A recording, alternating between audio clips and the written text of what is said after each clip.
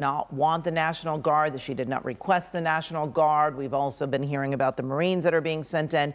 And the mayor has been saying very publicly that she thinks sending these troops in is actually escalating the problems and not helping the problems. We heard the president saying that if he hadn't sent in the National Guard, that the city of LA would be on fire. He also threw another dig in there saying just like in January when the city was on fire. So we see the mayor now approaching the podium, and we will listen in now. Good morning, everyone. Just to catch you up on where we are today. As of now, we have not received words of raids. I think you all understand that the city is not notified when ICE goes to a workplace. And what we rely on, frankly, is reporting from the community, especially the immigrant rights organizations that have formed the Rapid Response Network. That is usually how we hear about a raid taking place. As far as we know, there might be one rally today, but we don't believe there's going to be a series of them, and we don't have a lot of information about that one rally. I do want to say that at 6 o'clock tonight, though, there will be an interfaith prayer vigil of which I will be honored to attend, and it will be at 6 o'clock, calling for peace, calling for unifying our community, calling for supporting immigrant Angelenos. So let me just say now, commenting about last night, the violence we saw last night, there is just no way to view it as unacceptable.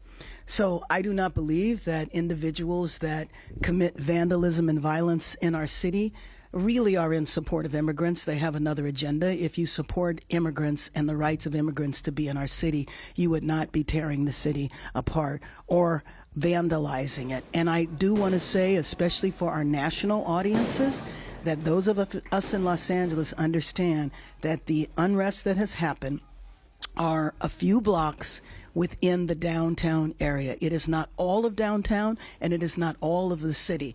Unfortunately, the visuals make it seem as though our entire city is in flames, and it is not the case at all. And I think it's important to say that. Now, having said that, though, the violence and the damage is unacceptable. It is not going to be tolerated, and individuals will be arrested and prosecuted to the full extent of the law. And no individual that is involved in vandalism should think because they went home that night that they're off scot-free, because investigations will take place, and I am assured by the police department that there will be follow-up and arrests. The extensive vandalism downtown, especially of the graffiti that is just blanketing a number of blocks, has been extensive. We are 1 year away from the World Cup. This is about beautifying our city and bringing our city together. And so I am calling on business leaders, community leaders, faith leaders to come together downtown in the next few days to talk about how we are going to clean up the city. Obviously, city workers are already out there removing the graffiti, but this is so extensive, it's going to take community-wide involvement. We had launched a program called Shine LA a couple of months ago in preparation for the World Cup, and now we are called on to direct that citywide. We need people from all over the city to come to downtown and to help with this effort. The staff, the mayoral staff standing behind me, represent the best of our organizers and community liaisons, and they will be leading that effort. I do want to go back and say that, just go back in time a minute. On Thursday of last week, Los Angeles was peaceful. There was nothing going on here that warranted the federal intervention that took place the very next day. If we want to look at the cause of what is happening here, I take it back to raids that took place on Friday, and the uncertainty and the fear and the fact that families across the city are terrified that they don't know if they should go to work, they don't know if they should go to school. We have people that were detained. We don't even know the exact numbers of the people that were detained. We have people that have not had contact with legal representation, nor have they even had contact with their families. And so there is an awful lot of concern. When the administration started, they said that this was about crime. They were going to go after violent felons, drug dealers, and I don't know how that matches with the scenes that we saw of people in Home Depot running through the parking lot because they were afraid that they were going to get arrested.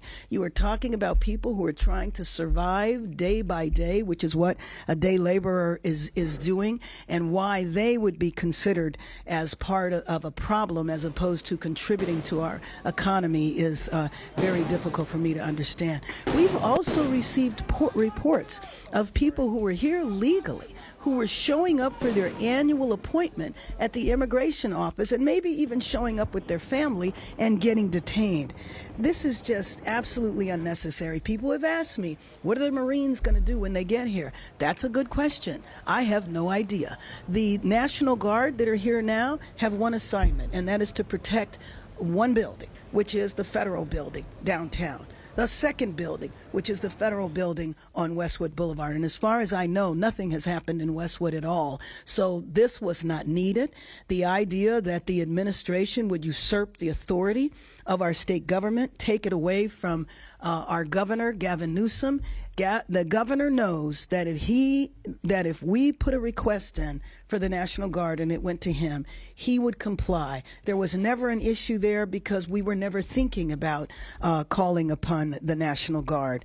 So I do want you to know that the violence that has happened has required LAPD to ask for additional assistance, but not from the federal government. We are a county of 88 cities. There's a number of police departments in those cities, and we have the sheriff's department. And so we have received assistance from the California Highway Patrol. I mentioned the sheriffs from Orange County, San Bernardino, Riverside, Santa Barbara, Ventura County, and a number of law enforcement departments around the county.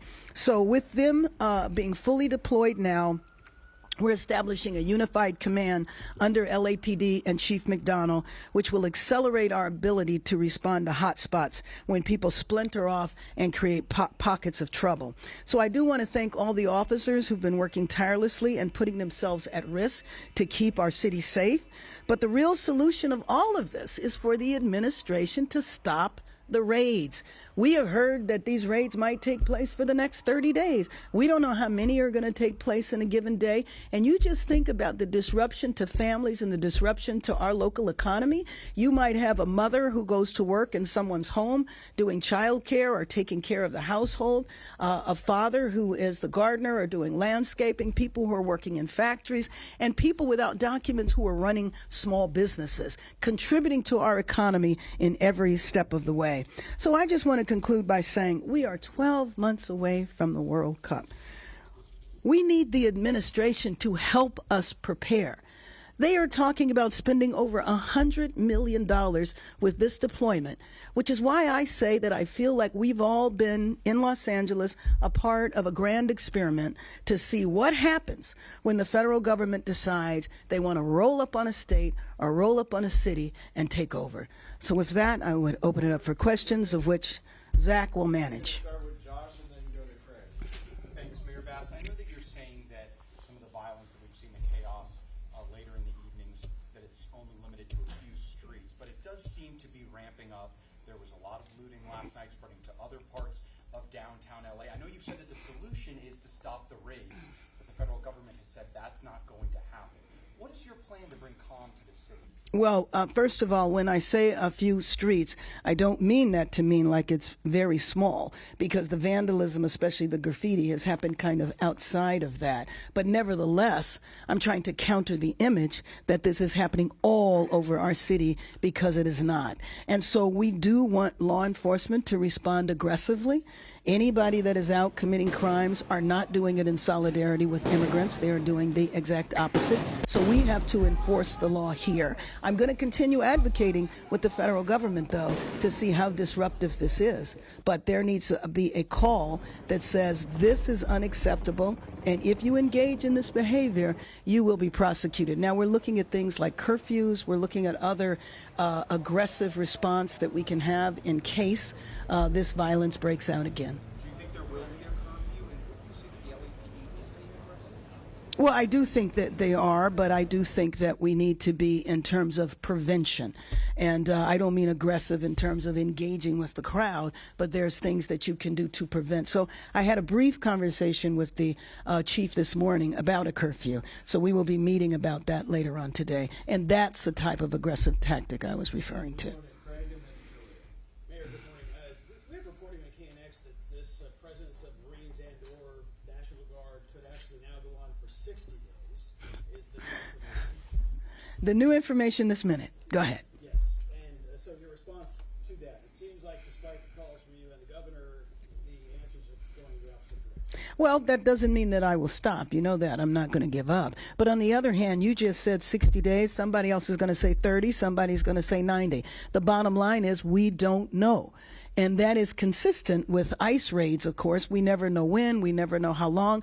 But that very notion creates such a terrible sense of fear in our city. And it's just not right to do that to a population who's trying to survive. We are a city of immigrants. Let me ask one follow-up. The price tags were put over at, I think, $130 million Right. for this deployment. Does the government, the federal government, at some point come back to the city for reimbursement of any? We have been listening No, I to think a that was news really, conference as I with Mayor understand it, Bass. She says that she has heard nothing about raids today organization. happening, Maybe that's what you're but there may referring be to. one They don't rally need to spend today it at 6 themselves. o'clock